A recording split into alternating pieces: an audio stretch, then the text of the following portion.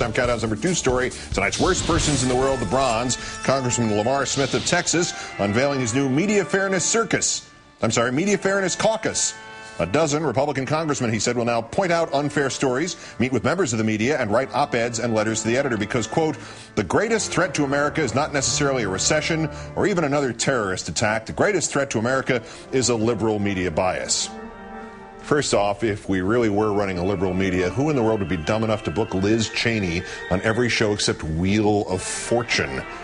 Secondly, liberal media bias a greater threat than terrorism. Will you submit voluntarily to a breathalyzer test, Congressman?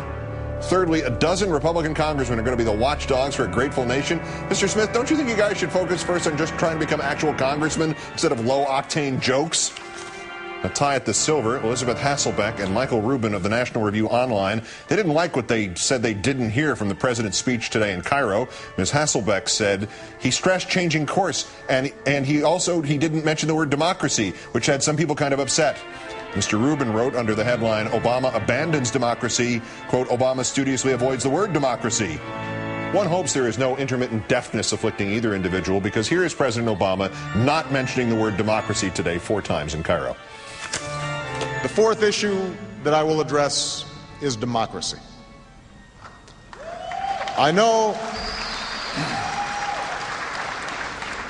there has been controversy about the promotion of democracy in recent years.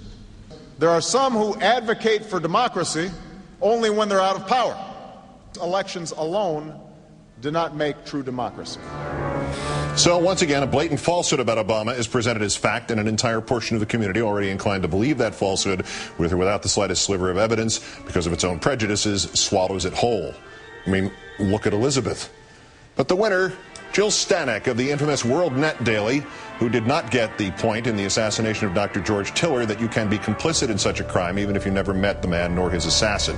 Ms. Stanek has now posted pictures and addresses of the only 2 remaining physicians who will provide late-term abortions when the woman's life is in danger.